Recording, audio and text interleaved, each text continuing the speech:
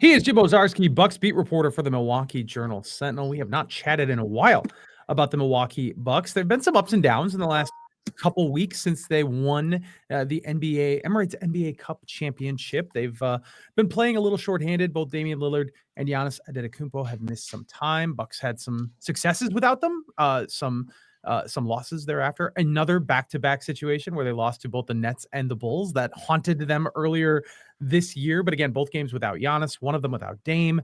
So I'm curious, Jim, we're just like a progress report. We're heading into the new year. By the way, Merry Christmas. Happy New Year to all those who celebrate such things. We are heading into a new year with the Bucks. I would say, I kind of thought maybe they had turned a corner and now they're backsliding a little bit. If the season ended today, they'd be tied with the Heat for that that kind of coveted sixth spot in the East to avoid the play-in round of the NBA postseason. And that's fine. It could be worse given how they started, but it's also they just haven't been able to get into a gear, and maybe that's because Giannis and Dame have been sidelined with some ailments, some injuries, some sickness. What is your progress report on the Bucks right now? Yeah, look, I mean, to the pinnacle of the early season, which is winning the NBA Cup, you get to witness the raising or unveiling of a banner and a championship. I mean, that was the signature win, right? Like December 17th in Las Vegas over Oklahoma City, even though it doesn't count anywhere other than everyone's hearts and minds in the band. And so that was format counts. Yeah. So even though that game doesn't count for any standings, it definitely counted, for this team to show, like, even without Khris Middleton, they can turn it up a level that we had not seen with all of the losses to Boston, right? And then they come out of that, travel 3 time zones to play the best home team in the league in Cleveland. Dame pulls a calf. It's not great. Cleveland runs him out of the gym. And look, it's one of those where I think if it was reversed, JR, or maybe like that Wizards game was the home game and then they went to Cleveland, like maybe one of those was, maybe it goes a little differently. So I don't really put too much stock in sort of that back-to-back right out of the cup. Clearly, that's an issue. But yeah, like to lose again to Brooklyn and Chicago, it does reek of the early season losses to Brooklyn and Chicago. And, Brook Lopez admits we took a step back in terms of not playing for 48 minutes, in terms of giving the game away in Brooklyn, against Brooklyn, particularly with so many turnovers. Chicago, they didn't play much defense that we had seen over the last week or so. So, I had posted on Sky, JR, that even with or without Giannis and Dame, for whatever point, I thought they should have ended this year and started next year on like a 7-game win streak, like Washington, Chicago, Brooklyn twice, Indiana, Portland, Toronto. Like those aren't good teams. San Antonio, Wemby is a thing and they're competitive, but if the Bucks are a championship team, like you beat the Spurs at home. So I didn't think they'd win 9 in a row into January 12th, JR, but I thought 8-1. I mean, I guess they can rip it off here and go 7-2, but I guess we'll see. Giannis practiced today, but he's questionable still with this illness that has just decimated this team for a month, JR. And so, yeah, like I think what we learned is when they're together and they ramp it up, they can beat almost anyone, but they're not dominant. They're not a team that without their best players at full capacity can just, roll it out there. And it's something we said at the very beginning of the year when they started 2-8. And we're saying it now again, where you think Dame and Khris are enough to beat Chicago. And it just didn't happen. So, are they the 6th seed? I think they'll end up better than that, JR. But again, until they prove it, they are what they are. So I do think they're a playoff team. I don't think there's a a play-in scenario here, but a top 3 seed, the 3 or 4 JR, I think are real question marks at this point. 30 something % into the season. Yeah, like you said, we have talked about it before. This is a team built on a big 3. The big 3 has not been available, all at once. And interestingly enough, we'll talk here about Khris Middleton in a second. Middleton's been about as available as you could have hoped he would be once he returned. He didn't sit out the one back-to-back. He has played more than 20 minutes a game with regularity. He just played 27 minutes against the Bulls. I mean, he's full-fledged in the rotation at this point and still building, but I think getting to the point where he's contributing at a pretty high level. Zosha, hello, Zosha. Enjoy it when your doggo makes an appearance here. But I guess like if Damian Lillard and Khris Middleton are available and you're playing the Bulls, I feel like the Bucks have to win that game, and they didn't. The Bulls are an okay team. I think it's the kindest thing I could say. They'd be a playoff team if the season ended today, but not an upper echelon one in the East, certainly. And it feels like if they don't, it feels like the margin is just so slim. Like they can't roll the ball out there really, even when their guys are all available, and expect to beat teams. And I don't feel like that was necessarily the case in past years when I thought they were championship caliber. So before we talk a little more about Middleton, I guess, do you mean it when you say you think they're still a championship caliber team if everyone is healthy, which again, like at some point you have to acknowledge we probably won't see that in the postseason either. It's a long shot that everyone is healthy in the postseason as well. Is this a championship caliber team? I guess for me, it's like, I don't know, because you haven't seen it enough to really be able to say. Yeah, so this is the way I guess I'd phrase it. So look, my column going into the season was, should fans even have championship expectations? The proof of the last 3 years is clearly not. Mm-hmm. They are 16-14. I mean, they're barely above 500. They are a bad team on the road for now a year plus, JR. So I can't sit here and say they're championship caliber, because there has been no evidence of that outside of beating Oklahoma City in a 1-game neutral court setting one time. Mm-hmm. So that's the bad news, I guess.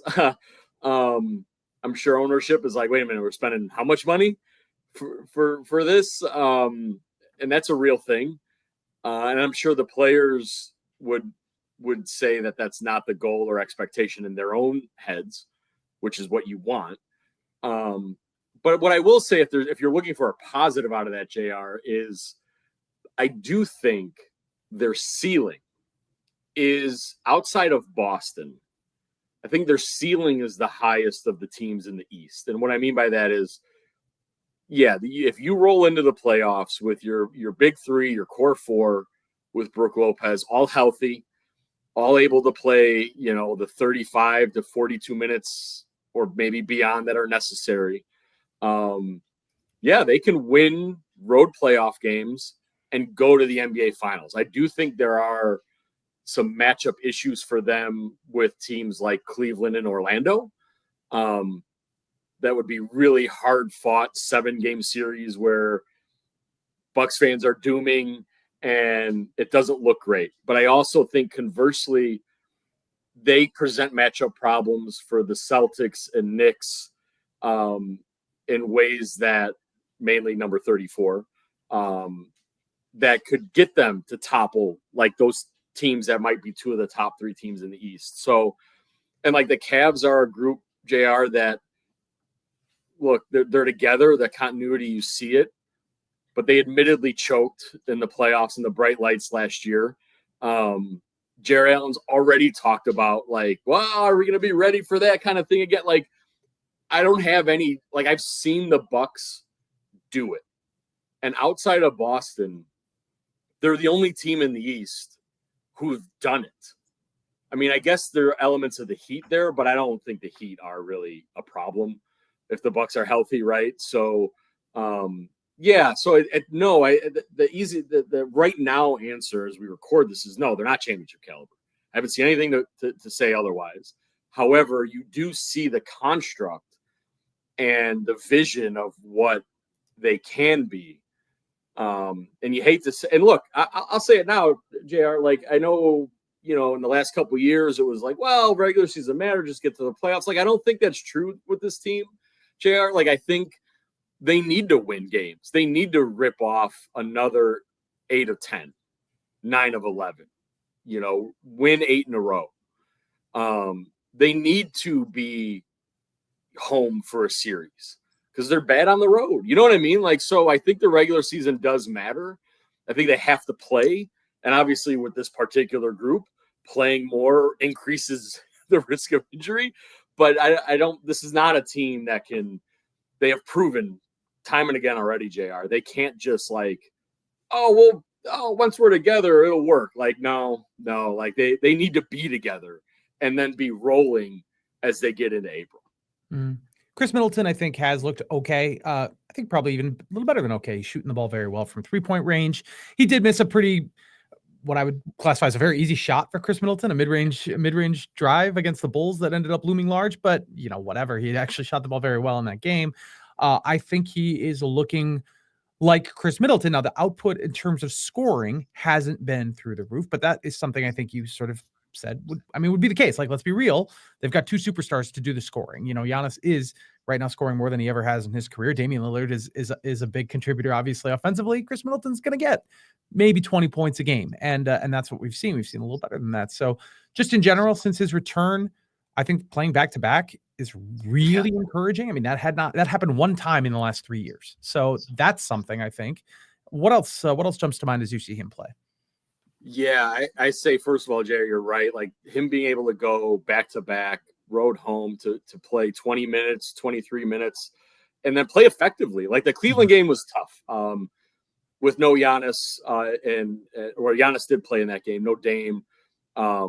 Cleveland was difficult, but since without Giannis and Dame, the last 4 games, JR, 56% from field, 60% from 3, 20 points per game, 5.5 rebounds, 5.5 assists. What does that sound like? That sounds like Khris Middleton, right? And that's just in 25 minutes of play, and not only 14 shots per game. Like, it's not like he's been putting up 21, 22 with the other guys being gone. So I think, look, for as frustrated as he was and fans were about his absence, what we know about how the Bucks and Khris handle his returns from surgeries is it takes longer than we think it should. But when he's back, he almost immediately looks like Khris again. That's right. And at least offensively. Yeah, defensively, look, he's still 6'8". He knows where to be. You see him taking some fouls, out on the perimeter when he knows, he's going to get beat. I think you just live with that at this point. I think in a team defense setting, he'll be fine. I think, the conditioning and the movement will only get a little bit better as he goes. So, yeah, that's big. And honestly, JR, look, you're right. He missed a couple shots against the Bulls that Khris typically makes. I think the encouraging thing was Damian Lillard goes on that 11-0 personal run. The Bulls react. And rather than Dame sort of forcing the issue or the team sort of forcing it to him, he instead set up Khris Middleton for 2, again, Khris Middleton game ceiling type shots. Too often at the early part of the year, JR, and then especially last year, like each guy would kind of take their turn and do their own thing. And I think it was really big that without Giannis, Dame's looking for Khris because Khris can make game winners, right? And that's where he can be. And I think that was so encouraging because we had seen that with Giannis and Dame without Khris, right? Like the two of them really, their two-man game really playing off one another and not falling into the one-on-one lack of ball movement type stuff that really will hurt this team. So, yeah, I think the playmaking from Middleton that we saw coming back, I think, 6 assists a game initially, and then now we're seeing the scoring, and we know his chemistry with Giannis. I think if you're a Bucks fan, if you're the Bucks, you got to be really happy with the way Khris is progressing here as his minutes now start to inch closer to 30. It's probably too early to start talking about the trade deadline, but as the calendar flips, February is not far away. We're gonna be getting to that point again.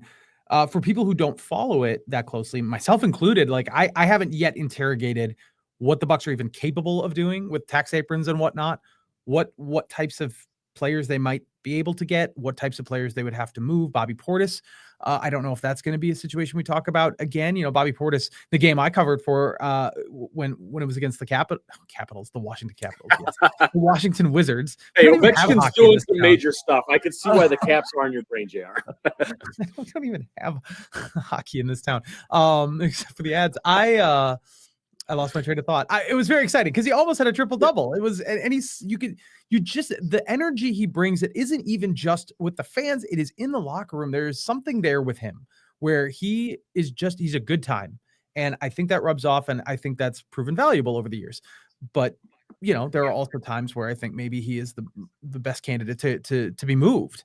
Pat Connaughton doesn't play at all. I don't know if there's really any opportunity there to move him. I don't know who would take that on. So what are you thinking as the trade deadline will eventually, as it begins to approach? Yeah, we'll have kind of a primer and an explainer at jsonline.com, JR, after the new year for this. In short, yes, the Bucks can make trades.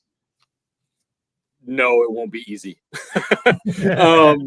And look, Giannis Antetokounmpo just missed 5 games, and Bobby Portis averaged 21 points and 11 rebounds and 5 assists in those starts. Like, Giannis is going to miss more games. Mm-hmm. And honestly, he should. He was playing every single game. Like, find a way to get that man rest.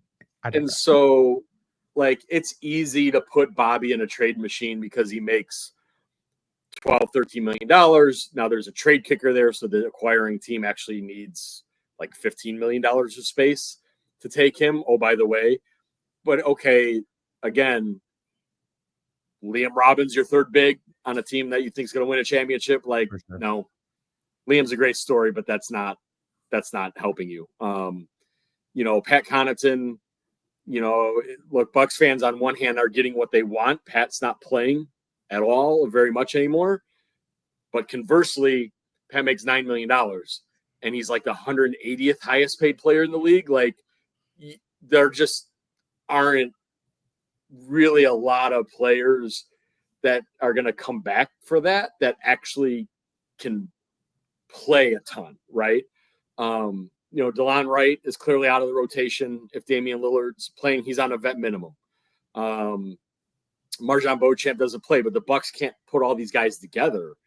And so what are you going to make? A bunch of single player trades for your 13th, 14th, and 15th guys? Like, those guys don't play anyway, right, JR? So I'm not saying John Horst can't pull a rabbit out of his hat, but his history is that his big moves are in the offseason, trades or otherwise. In season has been smaller deals. I think the Brook Lopez year with Ibaka for DiVincenzo was a little different, right? Lopez had back surgery. No idea if he was ever going to come back that season. Jay Crowder, the 5 draft picks for that guy, like, that I'm sure he wishes he had those second round picks back. But they don't have that. They don't have any sweeteners to attach. They've got like a 2031 second, JR. I'm sure that's appealing somewhere. Sure. But again, what are we talking about here? Like, we're talking about kids who are 10 years old right now that will be taking. Yeah. And so, like, Andre Jackson and AJ Green have their flaws and their faults, but that part of them playing is them going through the growing pains and making the mistakes that they're making. Because if you're going to count on them, if you want AJ Green to make threes in the playoffs, if you want Andre Jackson to defend, Trae Young and Jalen Brunson and Jason Tatum in an Eastern Conference final, like, he needs to go through what he's going through right now, right? And so, things can be done, sure. I just don't see anything massive. It's just it feels so improbable, JR, with the current landscape around the league. And,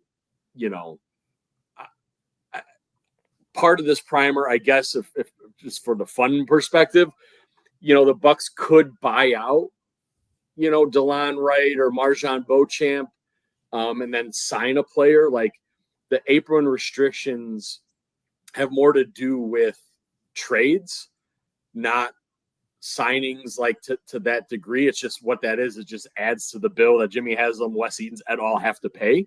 Mm-hmm. And again, I'm not saying that couldn't happen, but you'd have to really show, okay, player Z is worth 3 times this salary because that's the tax bracket they're in to help you win a champion. You know what I mean? Like I don't think ownership is not going to say like, this is too expensive. Like they're already in that. They're already pot committed, JR. But I guess what I'm saying there is like, you're just who is affecting this in any real tangible way. On the court, I don't see it. You know, Thanasis is maybe hanging out there as your all-time vibes guy and an energy guy, but even that seems somewhat improbable despite his progress. So we'll have a primer, jsonline.com. Like I said, kind of going through all of this, but it's just it feels really, really tough, JR, to see like a big time addition that like impacts winning a championship. You know, I guess we'll see though. Bucks will be playing Indiana on what day is this? I have no idea where we are, Jim. New Year's Eve, matinee and New Year's Eve in Indianapolis. Okay. If you say so. The days have absolutely no meaning in the 2 weeks, of Christmas and New Year's, but they will be playing Indiana in Indianapolis. Not against an NHL. You know what you're thinking of? You are thinking of how many goals Alex Ovechkin needs to overtake Wayne Gretzky's record, and how maybe that relates to a Badgers hockey player who somehow had anything to do with that. Yeah. And then that's where your head is. The thing is, I just covered this game with the Wizards. There are 3 Wisconsinites on the Wizards roster. Yeah. This should be my team. And yet I thought Capitals and probably would have thought Mystics next. That was my Rolodex of team mascots. That's where I was at. The Wizards are imminently forgettable, JR. They are so very last place. They are such a last place team. Anything else, though, before I send you away? So as we record this, Giannis is still questionable to play with his illness, but he did practice for the little bit of practice they did as we record this before they head to Indiana. So he's been out since December 20th. This must be bad if Damian Lillard and Giannis can't play with this stuff, JR. This has been going around since at least December 5th. Various team members on court, off court, etc. They're not done with it yet. It feels like Giannis is the last one, but I'm sure they're knocking on wood with that. Again, when are we going to see them whole for a period of time? They got Khris back and Giannis and Dame for like a day, and then Khris got sick. And so, I think it's still wait and see with this group. You see the signs and see the flashes, but for me, JR, they've got to do it. And at some point it needs to happen, or they're just a 43, 44 win team and middle of the pack. They got to start to prove otherwise here soon. Bucks will be hosting Victor Wembanyama, as you mentioned early on, in the San Antonio Spurs here in the early days of January. I don't believe Wembanyama played last year in the game at Pfizer Forum, so this is a first of its kind opportunity. That might be something to check out as possibly a late Christmas gift if you're in the market for such a thing.